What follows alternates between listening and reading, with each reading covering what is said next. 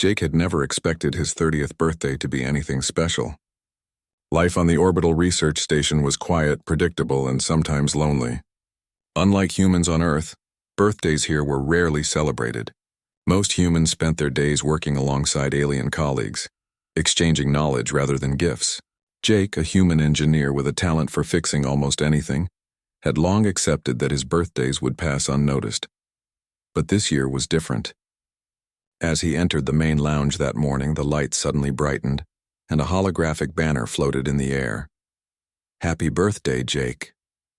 His colleagues, both human and alien, gathered around, clapping and cheering.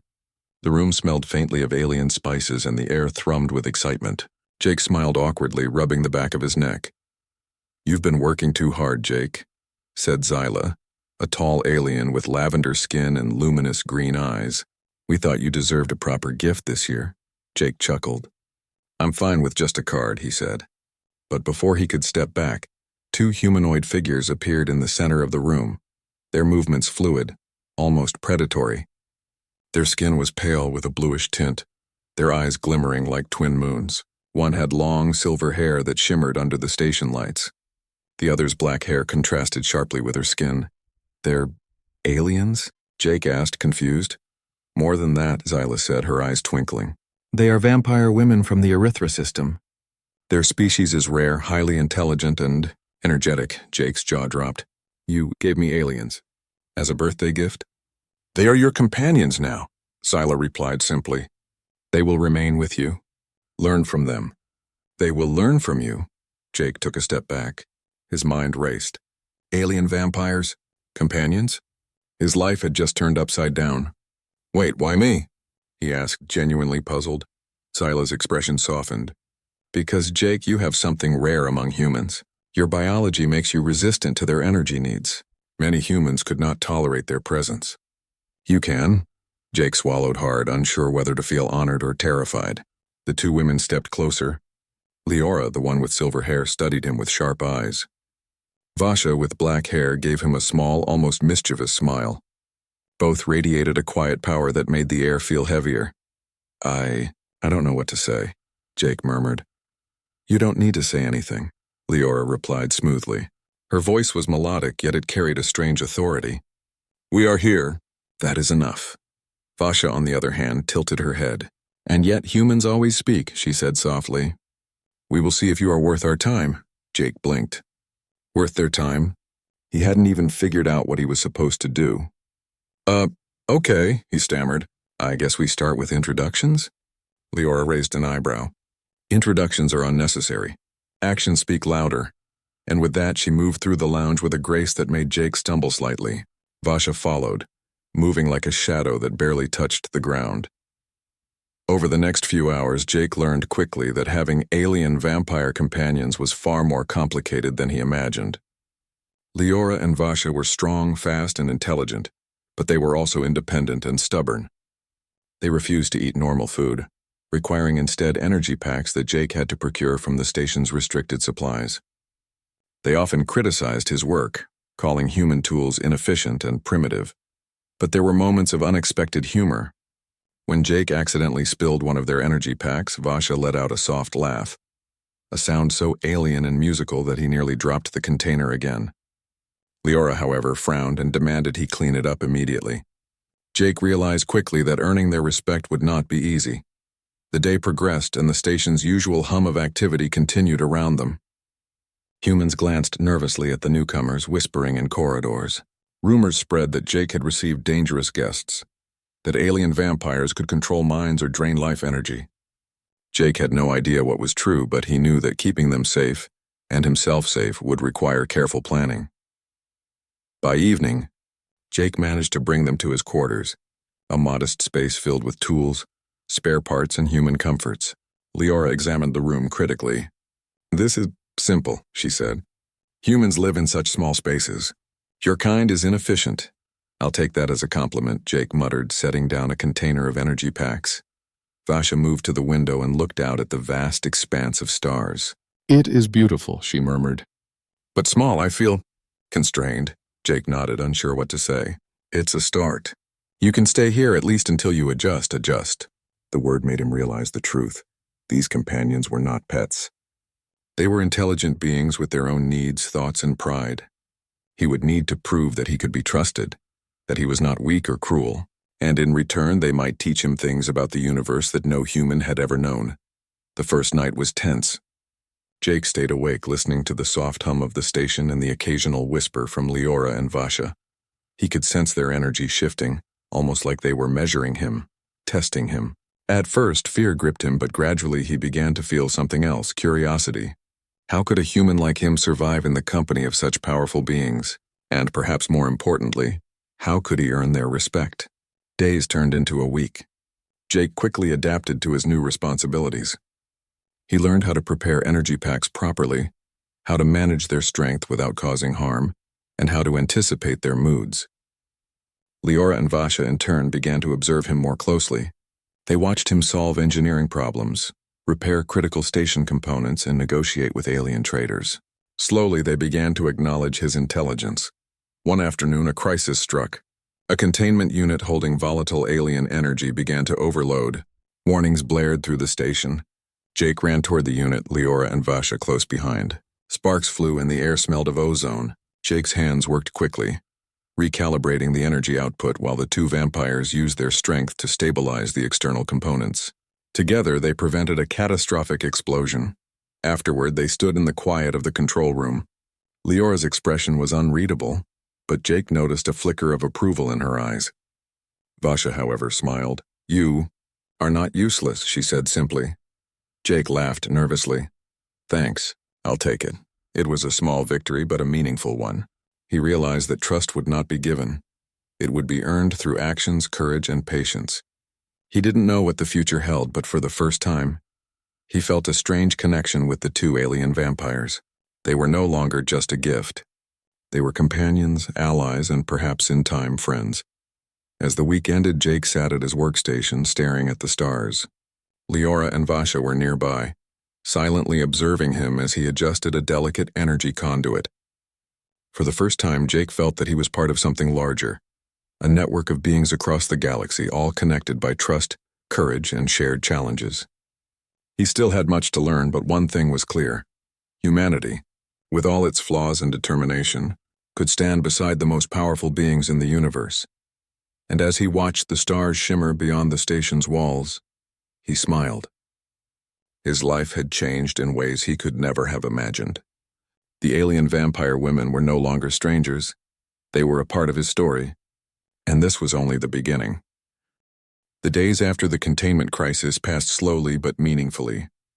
Jake, Leora, and Vasha had established a rhythm. Leora taught Jake subtle ways to sense energy fluctuations, while Vasha showed him how to anticipate rapid changes in alien technology. Jake learned quickly, applying his human logic to their methods, often surprising the two women. They began to realize that his strength was not in raw power but in creativity, adaptability, and courage, the qualities that no amount of vampire skill could replace. One morning, while Jake was repairing a communication array, alarms rang across the station. A small fleet of alien marauders known for capturing rare species had detected Leora and Vasha's presence. Jake froze. He had faced dangerous systems and rogue equipment before, but this was different. These were living beings with skills and intelligence, and the marauders would stop at nothing to take them. "Jake," Leora said, her voice sharp, "we must move to the upper docking bays. They will not stop for anyone." Vasha appeared at his side. "We trust your plan, human. Lead us." Jake felt a surge of responsibility. He grabbed a control panel, bringing up the station's schematics. The marauders' ships were small but fast. They could board the station within minutes. He needed a strategy, and fast. "Listen," he said, pointing at the holographic map. "We can't fight them head-on, but if we lure them into the maintenance tunnels, we can trap them. I'll create energy surges to block their access points. You two can handle anyone who gets through." The two women exchanged glances. Leora nodded slowly. "This human may have some merit after all," she murmured. Vasha smirked. "Let's see if your cleverness matches your courage." With barely a moment to spare, Jake activated the plan.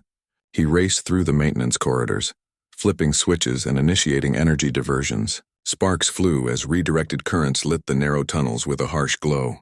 Leora and Vasha followed silently, their movements precise and deadly. When the marauders arrived, Jake's traps slowed them. The energy surges forced their ships to retreat into the tunnels.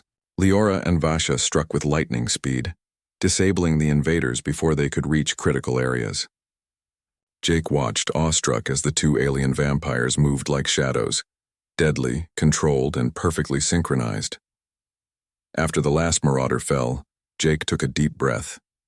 "We did it," he said, his heart pounding. Leora regarded him thoughtfully. "You risked your life for us. Not many humans would have had the nerve." Vasha leaned closer, her eyes glimmering. "You are not just clever, you are brave." Jake felt a warmth he had never known. For the first time, he understood that trust was not only about actions but also about courage, kindness, and respect.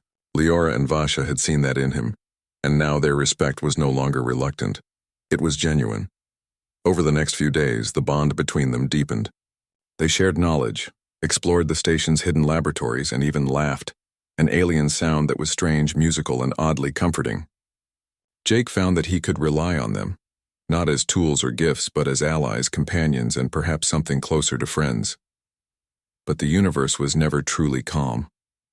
One evening, while monitoring energy readings in the observation deck, Jake noticed a strange signal approaching. It was a distress call, not from the marauders, but from a distant planet. Leora and Vasha immediately recognized it as a call from their home system, signaling danger. "They need us," Leora said, her voice tinged with concern. Vasha's eyes narrowed. "They are in trouble and we cannot ignore it. But the journey is dangerous. Only humans with strong resolve could survive alongside us there." Jake looked at them, feeling the weight of their trust. He had never been part of a real adventure, let alone one involving alien vampires and interstellar threats, and yet he knew he could not refuse. "Then we go," he said firmly. "We face it together." The journey was long and perilous. Jake piloted the small vessel through asteroid fields, dodging unpredictable gravitational waves. Leora and Vasha monitored energy levels, guiding him around dangerous zones. They worked as a team, each relying on the other's skills. For the first time, Jake realized that humanity could not survive alone, but with cooperation and courage, even the smallest human could stand alongside the universe's strongest beings. When they arrived, they found their homeworld under siege. Rogue factions had invaded, seeking to control the vampire population for their own gain. Jake's heart sank at the sight of the devastation. He saw cities half destroyed, energy barriers breached, and alien civilians fleeing in panic. "Stay close," Leora said. "We fight differently here. We are not mere humans. We strike with precision and control." The battle began immediately. Jake operated energy nodes, rerouting power to defensive shields, while Leora and Vasha moved through the streets, neutralizing threats with unmatched skill. Jake's hands moved swiftly, improvising solutions when devices malfunctioned. He realized that his human ingenuity complemented the vampire abilities perfectly. Where brute strength or speed failed, human intelligence succeeded. Hours passed in a blur of motion, energy surges, and strategic maneuvers. Finally, the rogue factions retreated, unable to overcome the combined strength and cleverness of the three allies. Exhausted but victorious, Jake looked at Leora and Vasha. They were not smiling, but their eyes held approval and something deeper: gratitude, respect, and perhaps a hint of affection. "We could have handled it alone," Leora said softly, "but your presence made a difference." "You are more than we expected." Vasha stepped closer. "You did not fear. You did not falter. You acted with courage, and that is rare among humans." Jake felt a surge of pride mixed with humility. I just did what I had to do," he said. "We did it together." For the first time, the bond between human and vampires felt equal.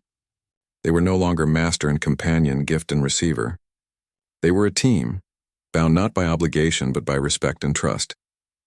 In the following weeks, Jake helped rebuild the damaged areas, using his engineering skills to restore energy grids and repair structures. Leora and Vasha assisted, guiding him and teaching him more about their abilities and culture.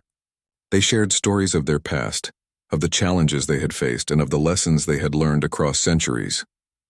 Jake listened, fascinated, feeling the weight and wisdom of beings far older than himself.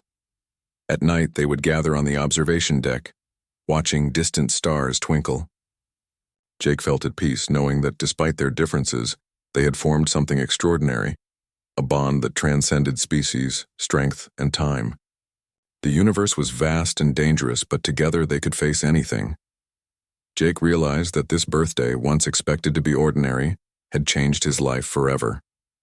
He had received a gift, yes, but it was not merely Leora and Vasha as companions. It was the chance to prove that humanity, even when fragile and small, could rise to meet the greatest challenges.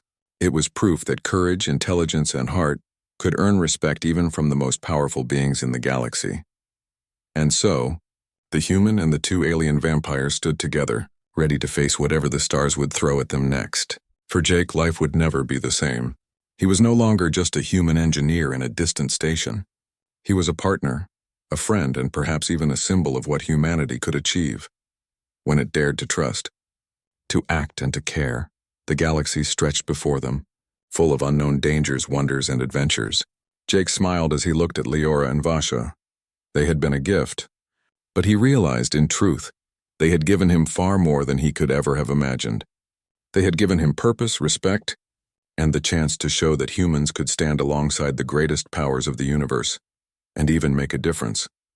And as the three of them prepared to explore the stars together, Jake knew this was only the beginning of a story that would be remembered far beyond their little corner of space.